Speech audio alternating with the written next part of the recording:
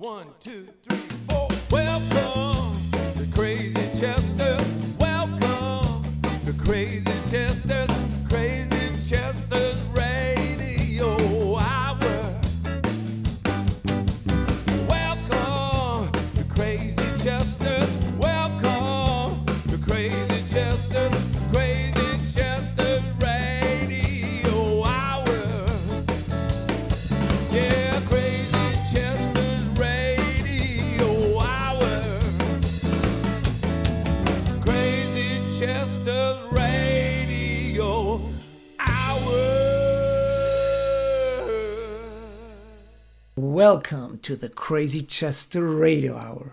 I'm your host, Andreas Werner, record producer, songwriter, composer with a Muscle Shoals heart. I made my home in American roots music and especially soul music, oftentimes connected to Muscle Shoals, where in many ways I was musically raised and fostered by my great, funky uncles and aunts from Muscle Shoals like David Hood and Jimmy Johnson, Mickey Buggins and Donnie Fritz, Scott Boyer. But in many ways, my first love was the blues. Growing up in Switzerland, I discovered the guitar, I learned how to play shuffles, and I got to see some of the great masters live in concert. My heroes, B.B. King, Honey Boy Edwards, James Cotton, Hubert Sumlin, Louisiana Red, and many others. And for today's episode, I would like to dust off a recording from 2019 with another blues legend. Dick Waterman was not a musician, but as an author, promoter, manager, booker, and photographer, he shaped the course of blues music like not many other people in history. And I really can't overstate his importance for the blues world. And it was a huge honor when I got to sit down with him in 2019 in Nashville. And my friend Karen Leipziger made the conversation happen. So thank you, Karen. I really appreciate it.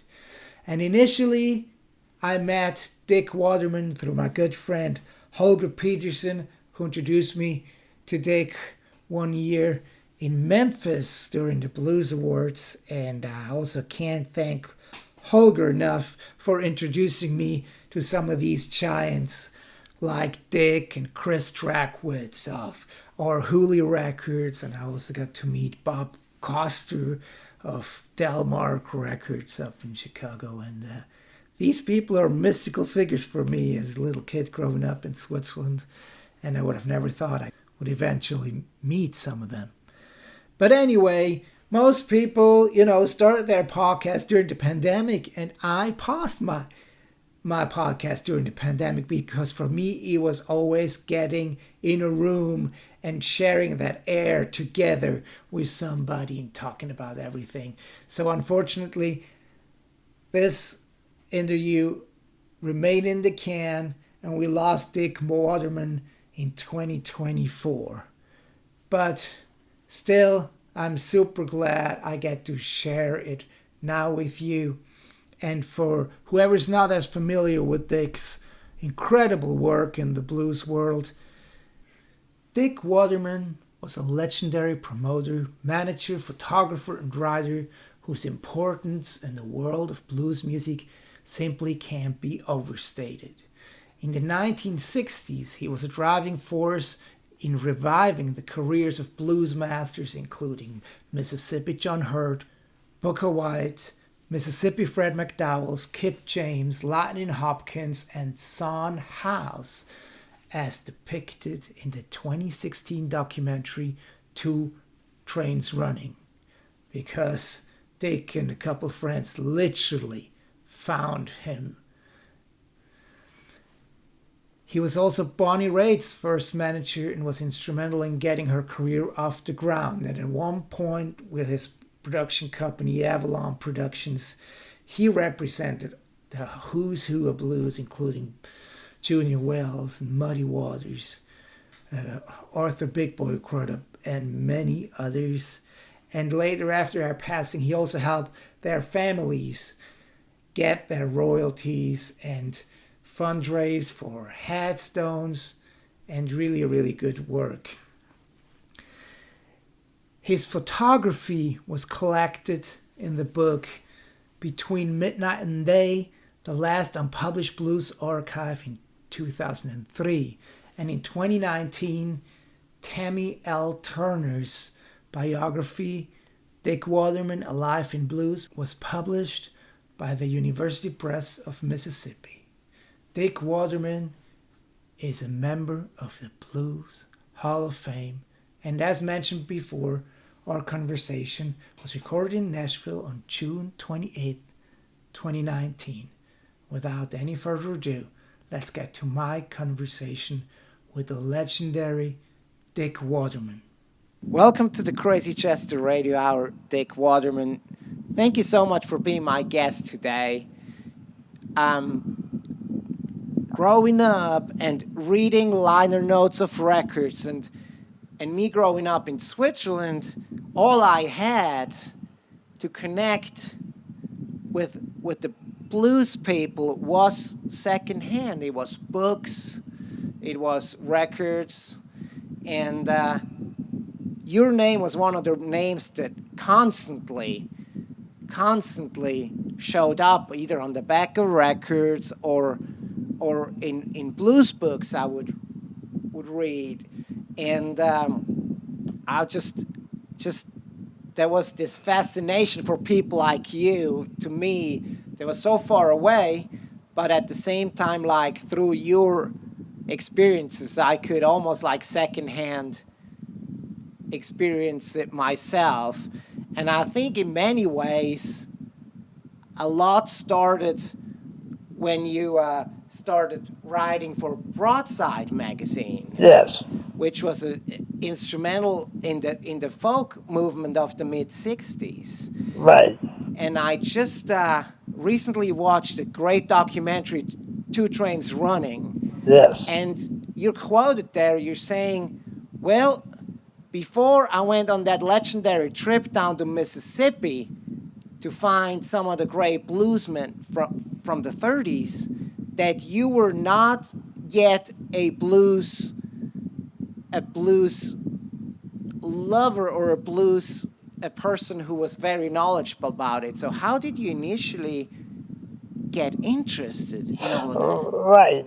The three of us who went down south looking to find Sun House, I knew far, far less about country blues than either of the other two. But I was working for a newspaper called the National Observer, and I had pitched them the story that we were going to rediscover Sun House, a great bluesman from the 20s and 30s. And they said, if you find him, we will buy the story. If you don't find him, there's no story. So we really had to find Sun in order for me to sell the story. But then you and the documentary displays it very. It's a very fascinating story how in a time like pre-internet and where the information about people's whereabouts was not as easy to come by. Right. Well, the movie itself, Two Trains Runnin, is a wonderful, wonderful film. That it didn't get a lot of distribution, but it was very, very well made, and it should be seen by people if they can get a hold of it. Yes, but that experience must have whet your appetite for getting more involved with some of those blues performers and also getting them booked again. Well, what happened was I rediscovered Sun House in '64, but the other bluesmen were still working very cheap. the money was very, very low, $50, $75, and I had a higher price for Mr. House. So 1 year from when we found him, summer of 64 to summer of 65, I decided to start my own business called Avalon Productions, named after Mississippi John Hurt's hometown. Yeah, and he had a great song called Avalon Blues, too. And so I started Avalon Productions, and that is the way that bluesmen were to be booked. That my Avalon was the first blues booking agency devoted entirely to blues artists. So I set a minimum price for them, and I did the publicity and the promotion and the scheduling and everything, and I notified the record companies, and they would have records in the stores where he was going to appear. So it was sort of a win-win situation to be the first blues booking agency. Yeah. What did fascinate you in those people, in those early blues performers?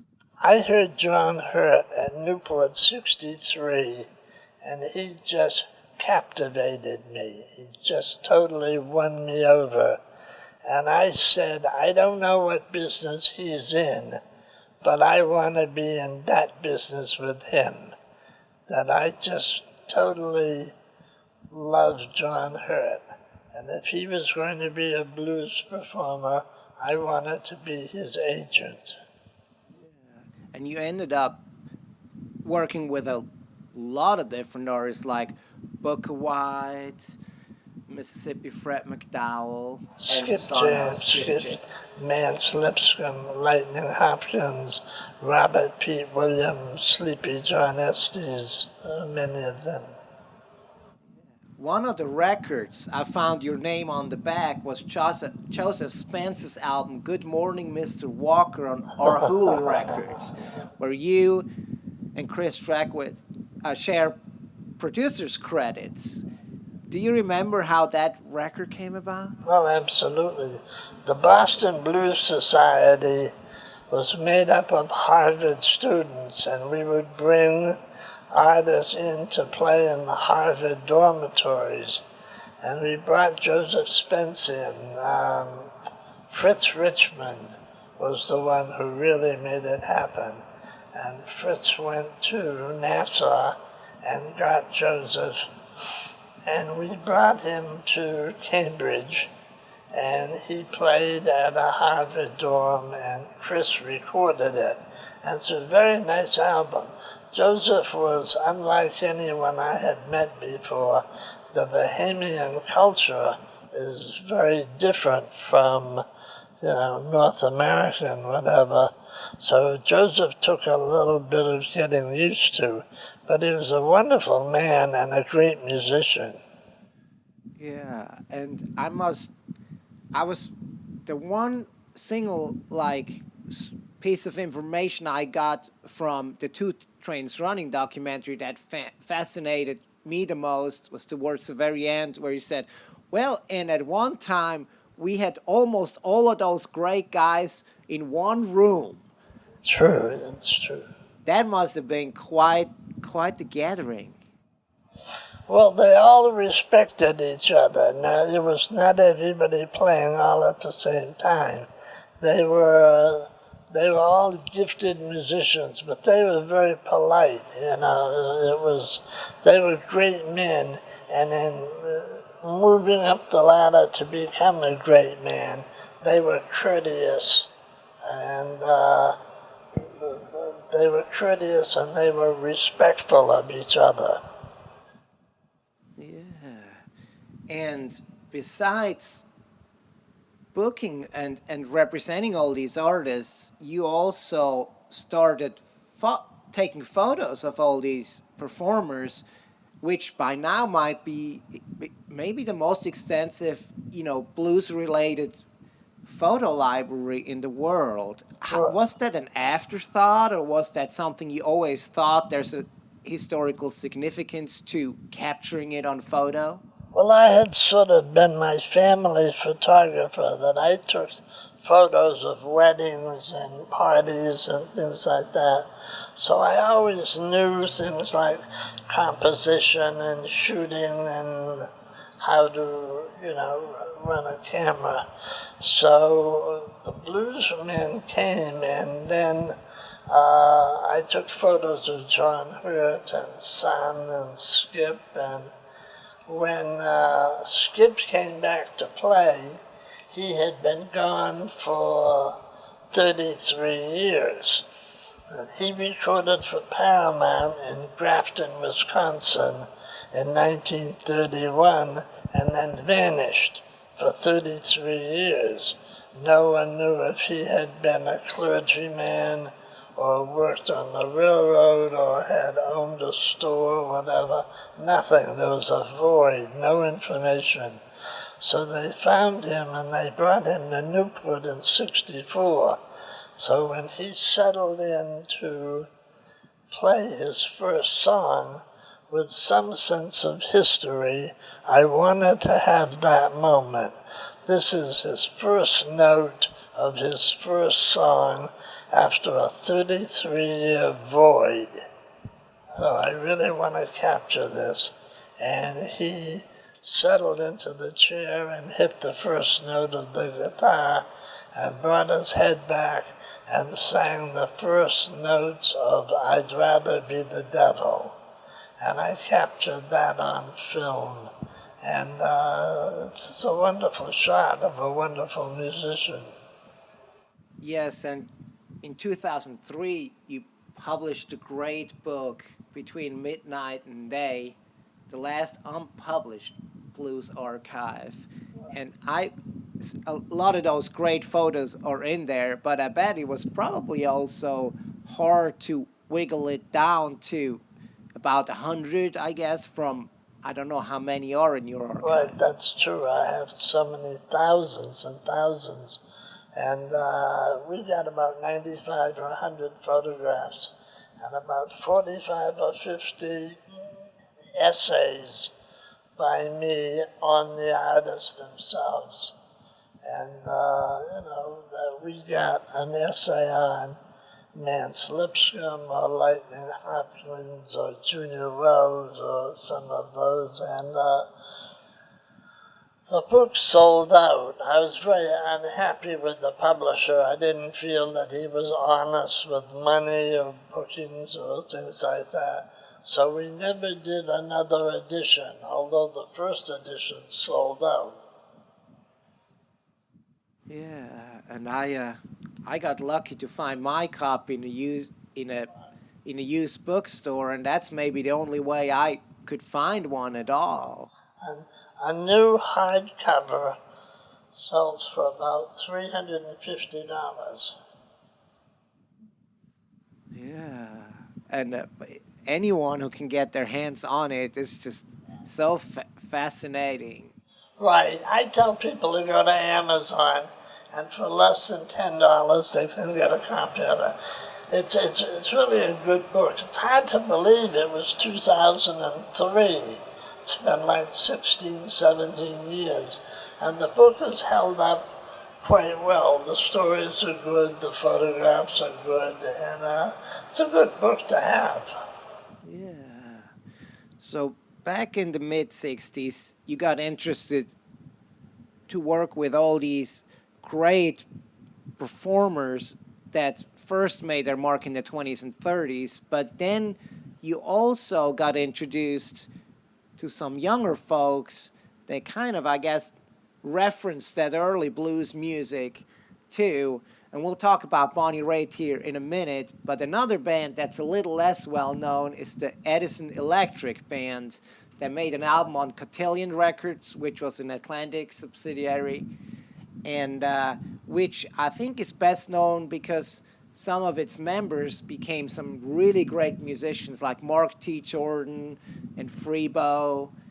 And how did you hook up with those guys from Well, Philly? I had moved to Philadelphia about 1968, and they were living there playing in the clubs. And so I said, "Do you want me to help you find some work?" It was all very simple, and they said, "Sure."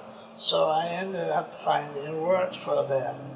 The band made one nice album on Cotillion, and after the band broke up, the individuals went on to wonderful music accomplishments. Mark Jordan went to Van Morrison and played with Van Morrison for years, and then went to Bonnie Raitt and played with Bonnie. And Freebo went to Bonnie and stayed with Bonnie for some number of years. And T.J. Tyndall, the guitarist, played with the Sounds of Philly and played with Dee Dee Warwick and Bunny Sigler and a lot of the Sounds of Philly artists. And Rip Stark, the drummer, went on to his own career, whatever. So the parts of Edison Electric went on to great success after the band broke up. Yes, and actually tonight you're going to reunite with two of those members here in Nashville. Both Freebo and Mark T. Jordan are going to play together at the event tonight. And Will McFarland. And Will McFarland. Three, Will McFarland and Mark Jordan and Freebo. So it'll be wonderful. I'm sure they'll do this same arrangements of a lot of Bonnie Raitt songs. There are two female vocalists who have come in to join the band, so I think we'll probably have versions of some Bonnie Raitt songs. Yeah, so talking about Bonnie, how did she get on your radar?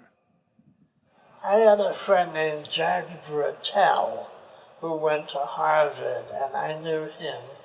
And I had Son House staying with me in my apartment in Cambridge. So he wanted to come over and spend some time with Son, and he brought his friend Bonnie Raitt over with him. So that's how I met Bonnie. She came over to meet Son House. And you see, I knew her, not her personally, but her father's very famous. John Raitt was the leading man for Broadway shows like Oklahoma and Carousel and Pajama Game, and these were all major hits that ran for a long time on Broadway. So John was a Broadway leading man of great highest quality. He was like royalty of Broadway performers. Yeah, so you got introduced to Bonnie, but then after that, that pretty soon evolved into a professional relationship as well. Right. She wanted to have a career, but she would say, "I'd like to play, but no one would hire me." So I said, "If somebody would hire you, would you play?" And she would say, "Well, maybe, but nobody would hire me." So I finally went to a small club called the Second Fret in downtown Philadelphia, and they had a band playing called Sweet Stephen Chain, and they needed an opening act. So she got 10% of the door and played, I think it was a 3-night weekend, and she ended up making $54, which for her, working as a secretary, $54 was a bonanza.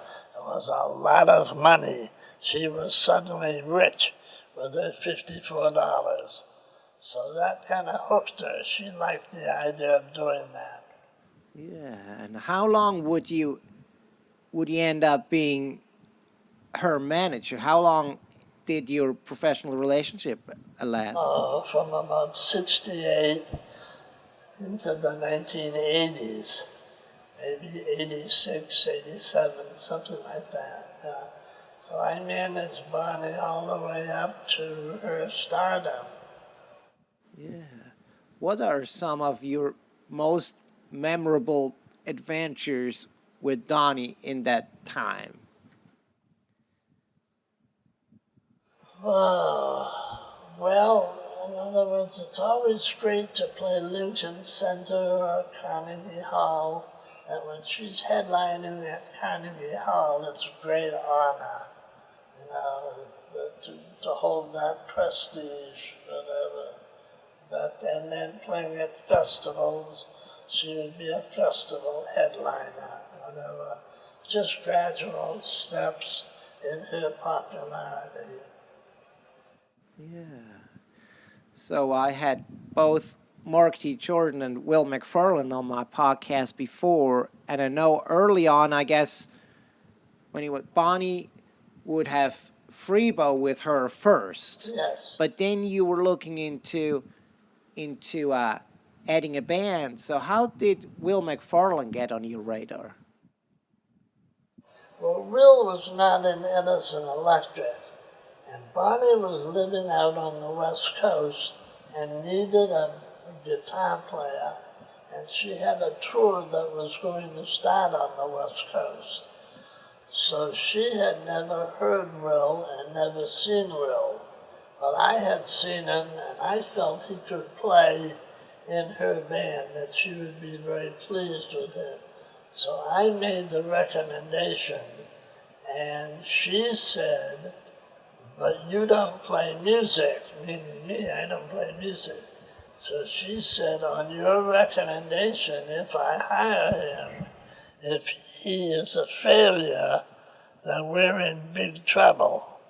So I said, "No, I'm sure he'll work out fine." So she hired him, and then he flew out to the West Coast, and they had a couple of days of rehearsal before the tour started. But everything worked out successfully because he was with her some years. Yeah. And so at the same time, many of the original blues artists that you started booking passed away. And unfortunately, kind of being an end of that era. But you somewhat even remained involved with some of those performers or performers' estates, like past them dying. How was that involvement? Like taking care of their estates? Or Well, Bonnie played a lot with Arthur Crudup just before he died, and with Fred McDowell before he died, and Mance Lipscomb and whatever. So she drew close to them. And it's very hard when she was only 20, 21 years old, whatever, to have a bluesman that she was very fond of, to have him pass away and die. So that was a real sobering experience and a growing up point for her, to have these men die after she had played with them and befriended them. yeah. What was your reason behind moving to Oxford, Mississippi? Did you feel the need to be closer to where the source of all that music was? Or I don't think that was the point. I was living in California, and everybody I knew was doing drugs, including me. And the drugs really became a drag. So I wanted to move away from it. So Bill Ferris, who was the head of the Southern Studies program at the University of Mississippi, he had been after me to move there. So I finally did move in the summer of '86. So I moved there and immediately started to work with a lot of the older bluesmen in Mississippi, some of whom had never gotten out and gotten any wide exposure before. But we did bookings and festivals in the Mississippi area. okay. And now, fast forward to this year, there is a book out Right. written by Tammy Turner, who I got to meet in Memphis too a few weeks ago. Right. My Life in the Blues. Right. Now, She really wanted to, Dr. Tammy Turner really wanted to do a book on me. And she stayed with it for 4 or 5 years. And she did over 40 interviews, including Bonnie and Maria Muldaur and John Hammond and Eric Clapton and people like that. So she put the book together and sold it to the University of Mississippi Press. And it's really a very good book in that I did this book to my sister or to my wife, and they say there was just an amazing amount of things in it that they never knew about me. So it's very detailed and very good, and has stories about how when I was in electric music with Buddy Guy and Junior Wells and Eric Clapton and the Rolling Stones and things like that. And it's very, very detailed. And it also tells the story of my finding Sun House back in the Delta in '64. So if people want to know what it was like in Greenwich Village in the '60s, or in Harvard Square in Cambridge in that time period, it's a very detailed book and it's very good. But it's a very fast read. She did a wonderful job, and I do highly recommend the book. and it features several of your great photographers in it too. Yeah, I can recommend your book to anyone just interested in the blues, and it's just fascinating life that you've been living. It's just like such an inspiration just to what you've been able to do, and just kind of for me too to like learn from those stories. Well, I always say you live your life one day at a time. So if you look at the totality of it, it might seem to be impressive with a lot of wonderful accomplishments, but I just set out to do it one day at a time. And at the end, it kind of came to a full life of many wonderful accomplishments. But it was only done slowly one day at a time. But it's a good book. I recommend it. Did you ever anticipate that Bonnie Raitt would become this queen of American music? Queen of American music, no, but she was a great quality artist. In other words, she had the ability to really sing, and above all, to communicate with the audience. That she could sit on stage and look vulnerable and small and helpless, but when she started to sing and play, the audience came to her. And so it was a matter of getting publicity and promotion and records and things like that. But she had the overall quality to be a transcending major performer. And once she attained those goals, she was keeping it. She wasn't going to be a one-hit artist. She was a fully fledged artist, a good singer, good material, a wonderful guitarist, slide guitarist in other ways. And once she attained stardom, I knew she would keep her stardom, which she has done, of course. And do you think some of that is due to her foundation being so much steeped in those early blues artists and learning from the best? That must have contributed to her reaching that. Well, that's true, but I always make the point that the children of famous artists have a little bit of a head start, and that she knows that when she's hot and has a new record out or something that's pulling the attention, that the people will want to see her and promote her and have publicity. But when that time period goes and she gets cold with nothing happening for her career, then she sits at home and the phone doesn't ring and she's not in demand. But she understands that from watching her father, that it's not personal, it's just the business. That when you're hot with things that are calling for attention, that they will come after you. But when that time passes, that the publicity wheels grind down and there's nothing happening on your behalf. So she knows this, she understands this. It's not personal. It's just the way that publicity and the movements of stardom come and go. Okay.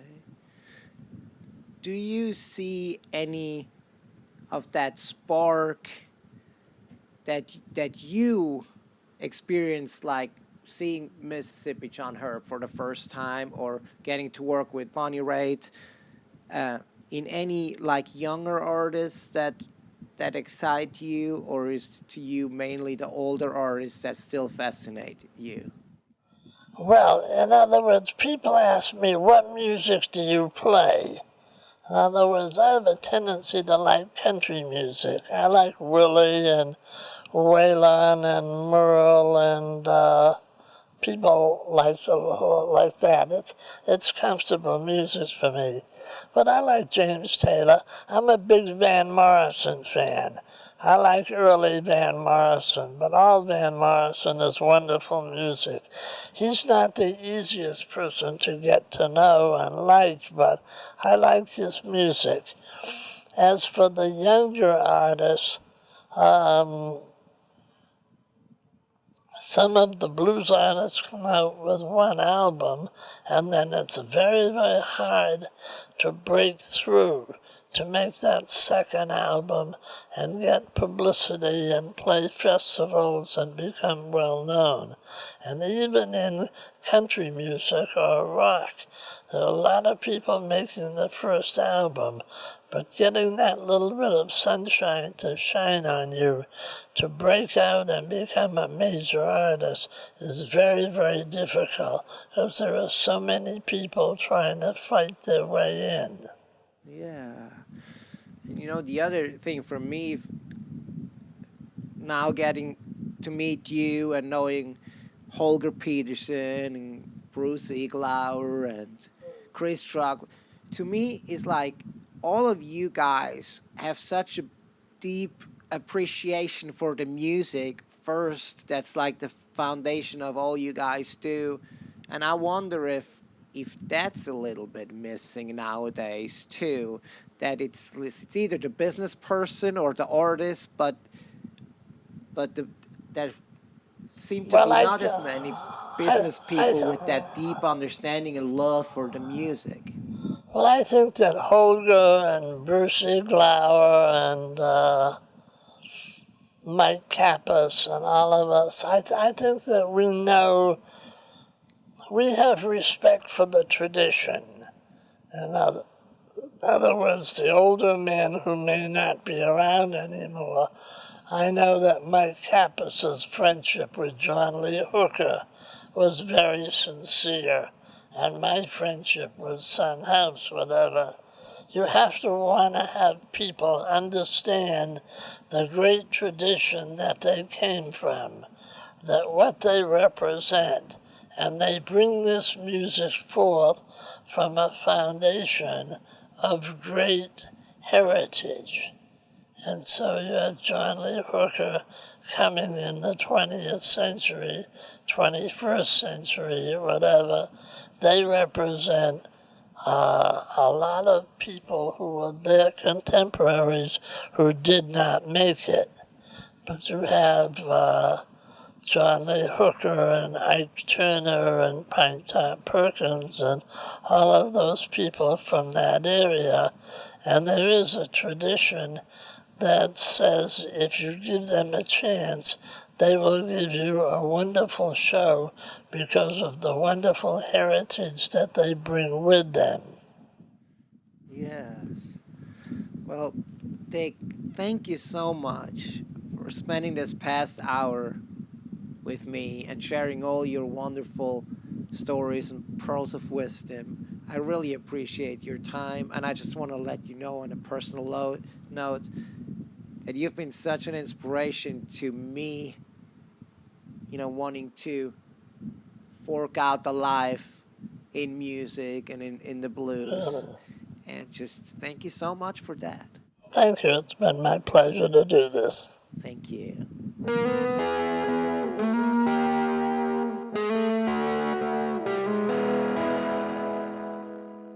And that was my conversation with the great Dick Waterman, recorded in 2019. Thank you so much for tuning in. I hope you enjoyed my conversation with Dick, and I hope you continue to tune in. Also, please make sure wherever you're listening to podcasts to subscribe to the Crazy Chester Radio Hour, like the episodes, and if you like this one, you may also want to go back and check out some of the earlier episodes. Bonnie Raitt alumni Mark T. Jordan and Will McFarlane are among the earlier episodes, and other blues people I have interviewed over the years, and I will continue to do so as I'll be heading back to Memphis in a few weeks for the Blues Awards. And this year, an album called Raw Blues 2 that I produced for the great Doug McLeod is nominated for Best Acoustic Album of the Year, an award we won last year for a previous project.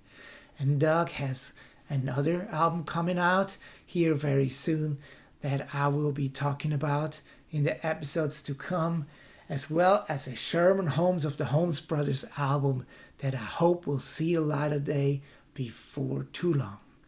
And that's it for today. Thank you so much for tuning in, and I hope to catch you again next time.